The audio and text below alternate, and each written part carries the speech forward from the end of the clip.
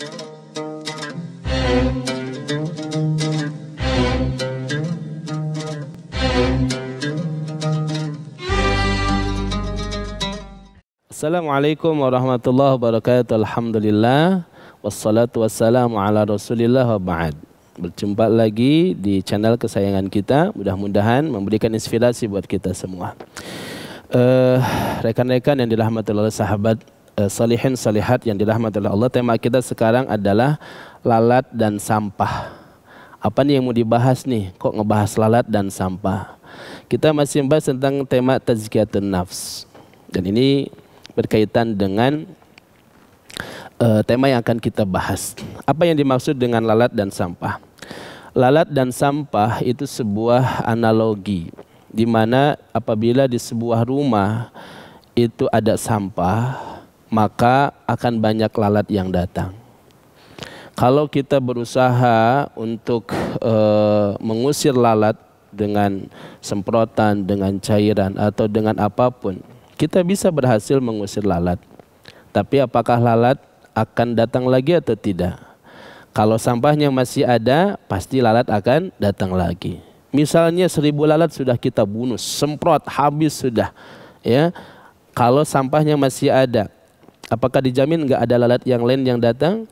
Masih ada. Kenapa? Karena masih ada sumber daripada yang disenangi oleh lalat itu. Apa itu? Sampah. Oke, katakan sampah sudah habis, nggak ada lagi, satu generasi kehidupan habis. Tapi apa mau? Kita tinggal di sebuah tempat yang kotor.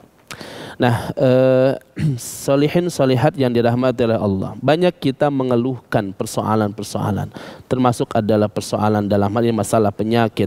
Orang yang belum menikah mengadukan masalah kenapa saya belum punya jodoh. Yang sudah menikah mengeluhkan kenapa saya belum punya anak. Yang nyari pekerjaan kemana-mana mengeluhkan kenapa saya belum dapat pekerjaan. Yang sudah dapat pekerjaan mengeluhkan kenapa kemudian apa yang kami butuhkan tidak kami dapatkan. Berbagai macam aduan dan keluhan. Lalu berbagai macam obat dia cari, di berbagai macam solusi dia dapatkan. Tetapi kenapa tidak sampai ke akar-akarnya? Kenapa solusi yang diberikan tidak menjawab persoalan? Karena dia hanya mengusir lalat, tidak mengusir dan membersihkan sampahnya. Maka ketika seseorang berusaha untuk membersihkan dirinya dan dia ingin kemudian terbebas dari segala musibah yang menghampiri dirinya, ingat kaidah ini adalah bersihkan sampahnya, lalatnya akan pergi dengan sendirinya. Nggak perlu disemprot, nggak perlu diusir, akan pergi dengan sendirinya. Kenapa? Lalat nggak betah ada di dalam tempat yang bersih. Nah, salihin salihat yang dirahmati oleh Allah Subhanahu wa Ta'ala, ketika terjadi suatu musibah, Allah Subhanahu wa Ta'ala menyebutkan itu ada kaitan dengan kesalahan dan dosa yang kita lakukan di masa lalu. Dan kita sebut sampah itu adalah adzunub, al-ma'asi, dosa dan maksiat. Pada waktu perang Uhud, Allah Subhanahu wa Ta'ala menyebut bahwa kekalahan pada waktu perang Uhud karena perilaku sebagian ashabur rumat, para pemanah yang ditugas oleh Rasul SAW di atas bukit Rumat. Lalu ketika awalnya perang dimenangkan oleh kaum muslimin, tiba-tiba di situ banyak ghanimah, lalu para pemanah itu turun berebut ghanimah. Apa kata Allah Subhanahu wa Ta'ala? Inna mastazallahumus syaitan bi ba'di ma kasabu. Siapa yang membuat mereka tergelincir? Padahal mereka tahu yang memerintahkan mereka itu adalah Rasulullah. Rasul yang bilang, lana au alaina, lana au alaina, kita menang atau kita kalah, wamkuthu ala hadzal rumah, wamkuthu ala hadzal jabal, tetap tinggal di atas bukit ini. Itu perintah Rasul jelas. Dan ketika Rasul dan para sahabat memenangkan peperangan itu, lalu ghanimah ada di sekitar mereka, sebagian orang-orang istazallat lahumus syaitan, digelincirkan mereka oleh syaitan. Pertanyaannya, apakah mereka berpikir seperti itu, tidak ingat dengan perintah Nabi, lalu turun dari gunung berebut ghanimah? Apakah terjadi seketika itu saja?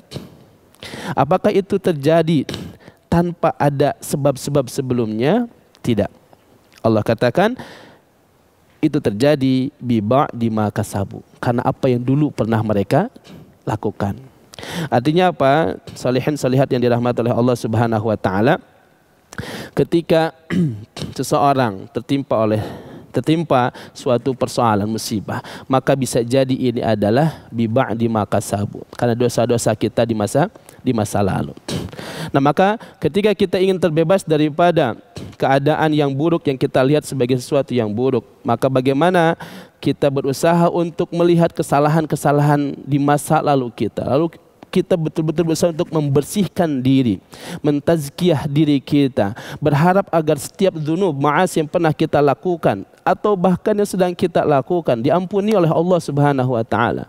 Karena sekali lagi para ulama menyebutkan, dzunubuna tufajjiruna, dosa-dosa kita yang menghancurkan kita.